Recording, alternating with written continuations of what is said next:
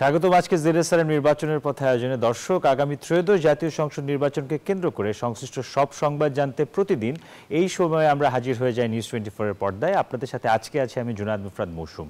প্রতিদিন আমরা একটি করে জেলা ও তার সকল সংসদীয় আসনের তথ্য এবং আদ্যপান্ত জানবো। সেই সাথে সরাসরি যুক্ত হয়ে জানার চেষ্টা করব সেই জেলার বিভিন্ন দলের প্রার্থীদের প্রতিশ্রুতি এবং ভোটারদের প্রত্যাশার কথা। অনুষ্ঠানে আজ আমরা জানবো ময়মনসিংহ সদর আসনের নির্বাচনের সংবাদ এবং আমরা সেই ময়মনসিংহর নানা ধরনের সংবাদ আমরা জানবার চেষ্টা করব। ময়মনসিংহের প্রার্থীদের প্রতিশ্রুতির কথা জানবার চেষ্টা করব এবং ভোটারদের প্রত্যাশার কথা জানবার চেষ্টা করব। ময়মনসিংহ সদর 4 আসন এখন বইছে নির্বাচনী হাওয়া। ত্রয়োদশ জাতীয় সংসদ নির্বাচনকে ঘিরে নানা প্রতিশ্রুতি দিচ্ছেন সম্ভাব্য প্রার্থীরা। অন্যদিকে ভোটাররাও চাইছেন শত যোগ্য প্রার্থী। বিভাগীয় সদর দপ্তর হিসেবে পরিচিত ময়মনসিংহ সদর 4 আসনটি সবচাইতে বেশি গুরুত্ব বহন করছে। আমাদের সহকর্মী সৈয়দ নোমানের পাঠানো তথ্য ও চিত্রে একটি প্রতিবেদন দেখে আসি। জনসংখ্যা বৃদ্ধি, অবকাঠামোগত উন্নয়ন ও বিভাগীয় প্রশাসনিক কেন্দ্র হিসেবে পরিচিত ময়মনসিংহ সদরের 4 আসন যানজট এবং জলাবদ্ধতার মতো সমস্যাগুলো প্রকট আকার ধারণ করেছে এই আসনে। নির্বাচনের সময় ঘনিয়ে আসায় নিজ নিজ এলাকায় প্রচারণায় ব্যস্ত সময় পার করছেন গুরুত্বপূর্ণ এই আসনটির সম্ভাব্য প্রার্থীরা। ভোটারদের চাহিদা ও সমস্যার কথা মাথায় রেখে সার্বিক উন্নয়ন ও সমাধানের আশ্বাস দিচ্ছেন তারা। মনে করি যদি দল আমাকে মনোনয়ন দেয় তাহলে ময়মনসিংহ সদরে আমাদের একটা বিশাল অঞ্চল, প্রায় 7 লাখ ভোটার অঞ্চল, এখানে গ্রামীণ অর্থনৈতিক অবকাঠামোকে শক্তিশালী করে গড়ে তোলা। এই শহরের চতুর্দিকে আমাদের গ্রাম, সেই গ্রামের হাজার লোকের কর্মসংস্থানের ব্যবস্থা করা এবং এইখানে আমাদের দীর্ঘদিনের দাবি একটি পাবলিক বিশ্ববিদ্যালয় করা এবং ময়মনসিংহ মেডিকেল কলেজের অবস্থা খুব খারাপ, সেটিকে মেডিকেল বিশ্ববিদ্যালয়ে রূপান্তরিত করা। আমাদের পরিকল্পনা হচ্ছে আমাদের যদি রেল লাইনটাকে আমরা এই শহর থেকে বাইপাসের ওইদিকে ইউনিভার্সিটি থেকে ট্রান্সফার করা যেতে পারে। তারপরে বাইপাস দিয়ে যদি পুরো রেলটাকে যদি আমরা বাইপাসের ওই দিক দিয়ে ঘুরাই দিতে পারি, শহরের যানজট নিরসনে ভালো ভূমিকা রাখবে বলে আমরা বিশ্বাস করি। বা ওভার ব্রিজ যদি আমরা দিতে পারি, যে সকল জাম যেগুলো আমাদের জাম প্যাক যেগুলো হয়ে যায়, হকার যদি আমরা মুক্ত করতে পারি, বিশেষ করে গাঙ্গিনাপাড়ে তো মোটামুটি একটা সুফল মানুষ পাচ্ছে। আমরা যদি চরপাড়া কেন্দ্রিক হকার মুক্ত করতে পারি, চরপাড়াবাসীও এটার বিরাট একটা সুফল পাবে। শিক্ষার নগরী হিসেবে পরিচিত প্রাচীন এই শহরে উন্নয়নের ছোঁয়া কতটা লেগেছে তা নিয়ে সবসময় প্রশ্ন থেকে গেছে জনমনে। তাই আগামী জাতীয় সংসদ নির্বাচনে প্রার্থী নির্ধারণে নানা হিসাব নিকাশ করছেন ভোটাররা। 2-3টা নির্বাচন করে আমরা কেন্দ্র গেছি, তাও কিন্তু ভোট হয়ে গেছে। এইবার আমরা আশা যাতে আমরা ভোটটা দিবার পাই, আবার ভোটটা দেখতে পারি। মানুষের সাথে কথা বলবে, সাদা মনের মানুষ, এবং উন্নয়নের জন্য কাজ করবে, এই আমাদের প্রত্যাশা। আসনটিতে মোট ভোটার 6,50,289 জন, পুরুষ ভোটার 3,22,801 জন ও নারী ভোটার 3,27,478 জন এবং তৃতীয় লিঙ্গের ভোটার রয়েছে 10 জন। এছাড়াও ফুলপুর ও তারাকান্দা উপজেলা নিয়ে ময়মনসিংহ 2 আসন গঠিত। আর ময়মনসিংহ 3 গৌরীপুর, ময়মনসিংহ 4 সদর, ময়মনসিংহ 5 মুক্তাগাছা, ময়মনসিংহ 6 ফুলবাড়িয়া, ময়মনসিংহ 7 ত্রিশাল, ময়মনসিংহ 8 ঈশ্বরগঞ্জ, ময়মনসিংহ 9 নান্দাইল, ময়মনসিংহ 10 গফরগাঁও এবং ময়মনসিংহ 11 ভালুকা উপজেলা নিয়ে গঠিত। শান্তা ইসলাম, ডেস্ক রিপোর্ট, নিউজ 24। দর্শক, দেখছিলেন একটি প্রতিবেদন। আমরা ময়মনসিংহের সদর আসনে নির্বাচনী নানা প্রার্থীদের নানা প্রত্যাশা, ভোটারদের প্রত্যাশা, প্রার্থীদের প্রতিশ্রুতি, এগুলো দেখছিলাম। আমাদের সাথে যুক্ত হবেন ময়মনসিংহ থেকে আমাদের সহকর্মী সৈয়দ নোমান। এর আগে আমরা একটি বিরতি নিব। আপনারা দেখছেন জেরেসারের নির্বাচনের পথে। এই পর্যায়ে নিচ্ছে একটা ছোট্ট বিরতি, আমাদের সাথেই থাকুন।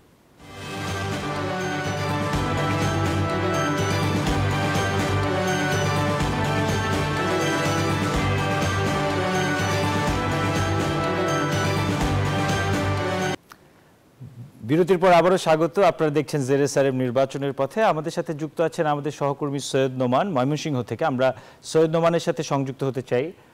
নোমান, আপনি নিশ্চয়ই আমাদেরকে শুনতে পাচ্ছেন। আমরা দেখছি আপনার সাথে অনেক প্রার্থীরা আছেন এবং ভোটাররাও আছেন। আমরা একটু জানতে চাইব প্রার্থীদের পরিকল্পনা এবং ভোটারদের প্রত্যাশার কথা।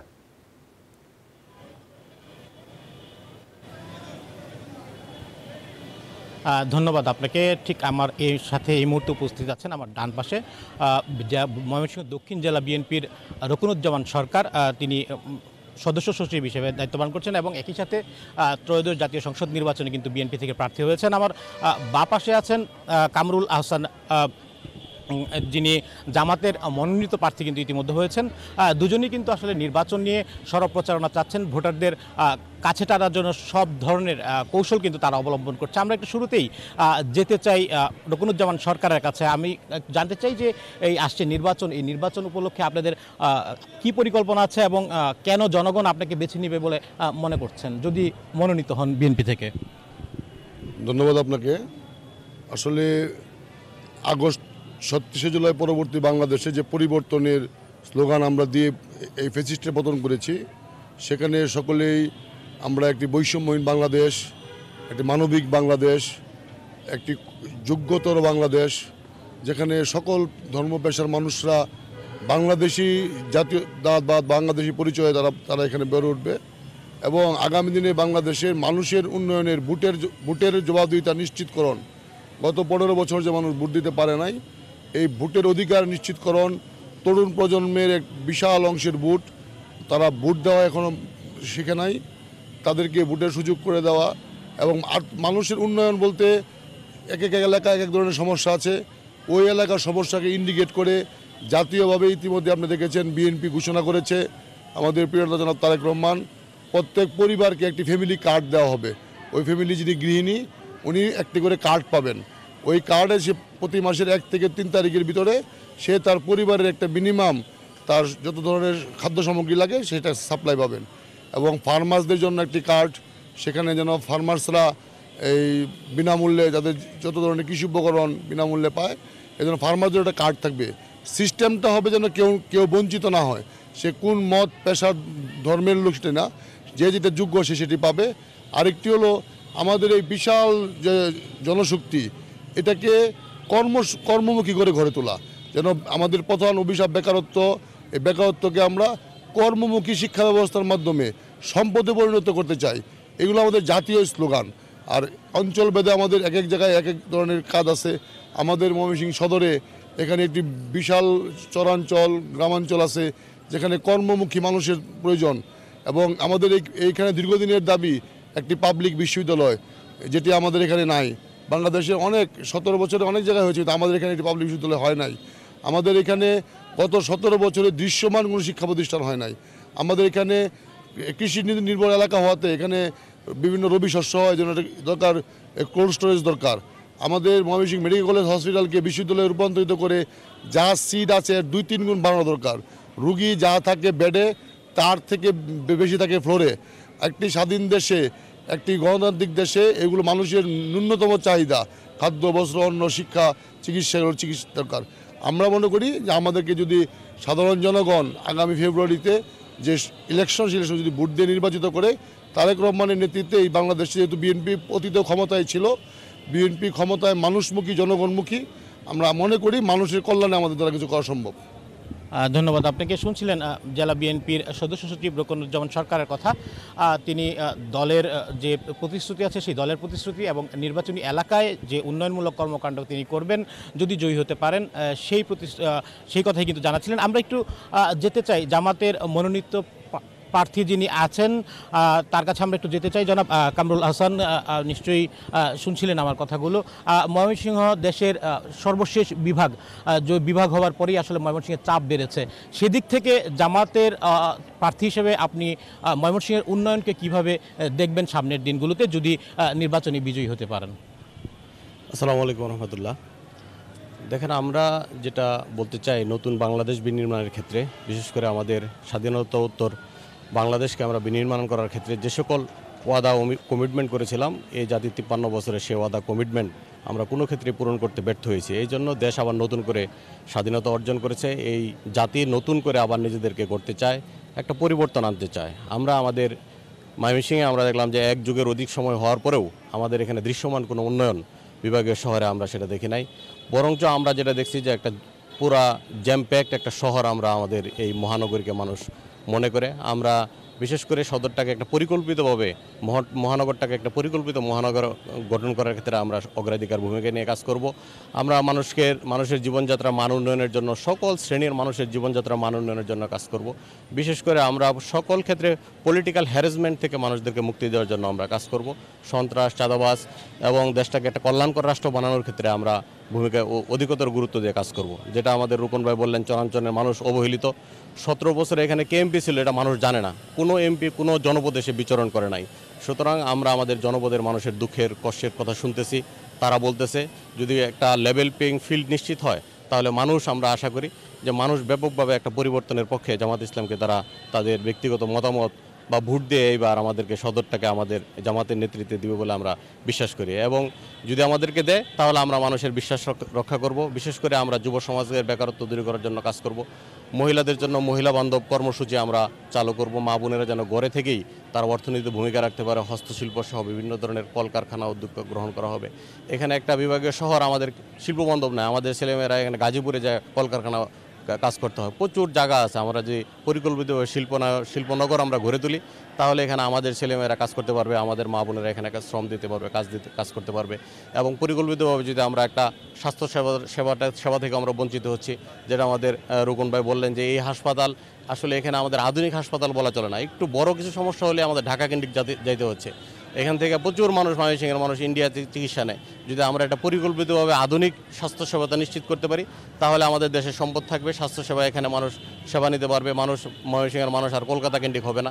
এই জন্য আমরা এটাকে আধুনিকায়ন হাসপাতাল করতে হবে এবং উপশহর যেগুলো আছে শহরটাকে আরও বড় করার জন্য আমাদের কাজ করতে হবে।